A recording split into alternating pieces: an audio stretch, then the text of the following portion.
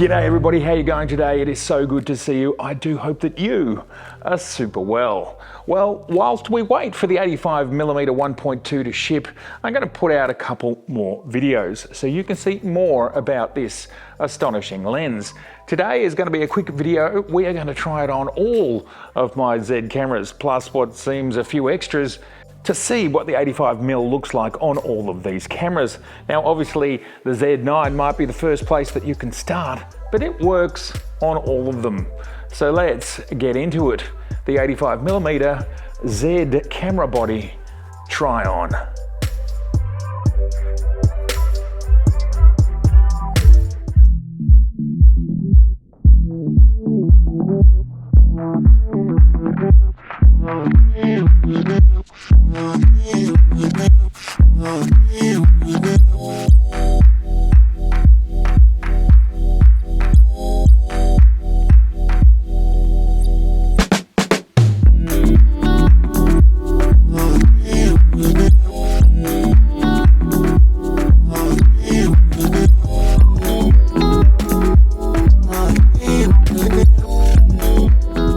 And there it is on the Z9. It looks absolutely spectacular. Obviously, these are very well weighted, very well designed, and the Z9 right now is the most powerful camera to drive the 85mm 1.2. But that doesn't mean it doesn't work on all the other Z bodies. Let's start with the entry-level Z30. There you are. And check out that aperture. Look at that. Spectacular.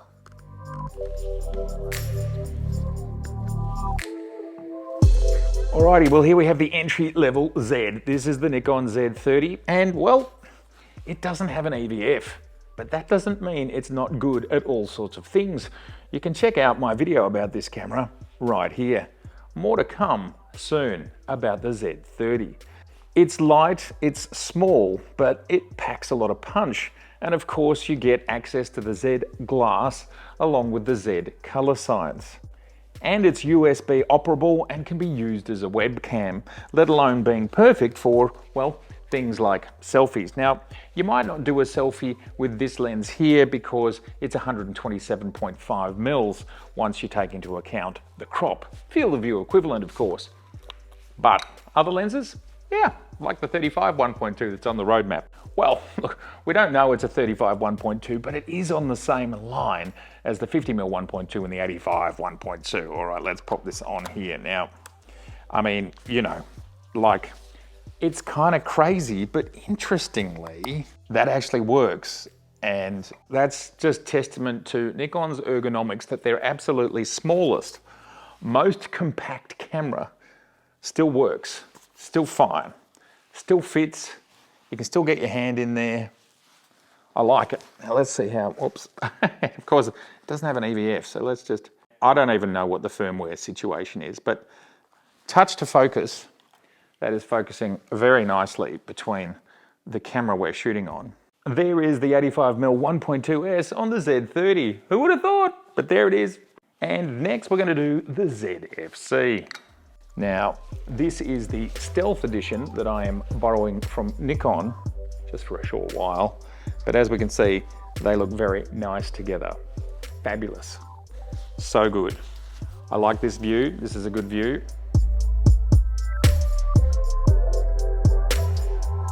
I think we expect pretty similar performance between the Z30, the Z50 and the ZFC.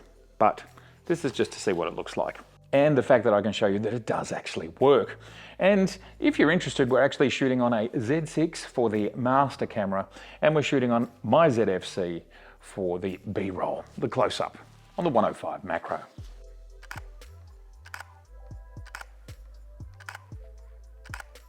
Yeah, I mean, that's just jumping around. Pretty much the same as it does on the Z9. ZFC works fine. Of course, let's not forget that APS-C DX cropped sensor for that 127.5mm field of view equivalent. And there it is on the Stealth Black ZFC, looking, well, pretty damn awesome. Let's have a look at that view right there. Fabulous. All right, next we're going to go over to the Z50.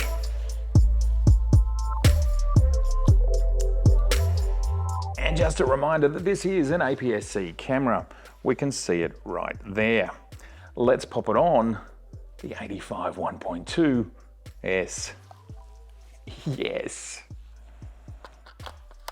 All right, oh, that feels great. And it's very, very similar to the Z30. That's the Z50. Got a good sized hand grip. Obviously not exactly the same as a Z9 or whatever, but still very good. Okay, next we are going to look at the Z6. I don't have a Z5, but we will jump over to the Z6. Z6, full frame, full 35mm, 24 megapixel sensor. I still love the Z6s. I still think they're super useful cameras, well worth the price that you can pay. And every now and again, they come on really good sales. They're a great 4K camera. They're a great stills camera, which give you awesome dynamic range. Still good value. Alrighty, now we're going to move very quickly over to the Z6 II because, well, that's going to be the same. We do know it's got more processors. All right, here we are on the Z6 II, and that is very responsive. Very responsive. Feels very similar to the Z9. Now, of course, the thing is, the motors that drive this lens, well, they're in the lens. So they're always in the lens. Doesn't matter which body you use. And of course, there are two STM motors within this lens that drive this lens super fast, but as well, super quietly. So it's more about what the camera does to find focus and then tell the lens what to do. In this situation, seems to be very similar to a Z9. And well, you know, the Z6 and the Z6 II, they look very similar. There it is right there.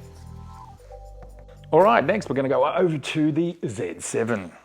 Of course, the Z7 again looks very similar to a Z6, a Z6 II, a Z5 and Z7 II. And that's okay. We just want to see what it looks like. There it is. I've changed the eyepiece on this one. This is my oldest Z camera. I've had this camera right since the start of the Z system. So it's now something like almost 4.5 years old at this point in time. Still going strong.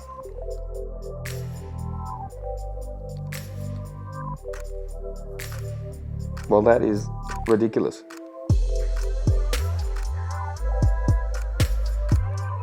That is instant. So that is instant. As I said before, it's the motors in the lens that drive the focus as long as the camera can see what it's doing, which it can. So what we can learn from today's little test is absolutely the motors being in the lens is the most critical part of fast focus. Now, of course, when we're talking about acquiring focus, that is a camera, any given camera, seeing the subject, that is up to the camera. And of course, that changes across so many variables, from whichever camera you're using to how dark it gets and how many things are in frame.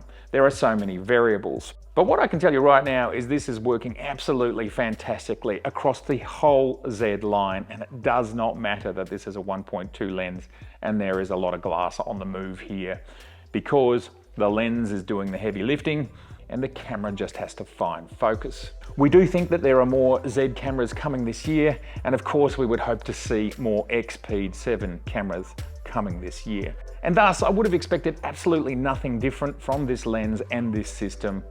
I'm super excited to see it working and fitting and feeling ergonomically fine across all of these cameras. I look forward to sharing more 85mm adventures with you soon. And please let me know in the comments below, which camera do you think the 85mm 1.2 looked best on?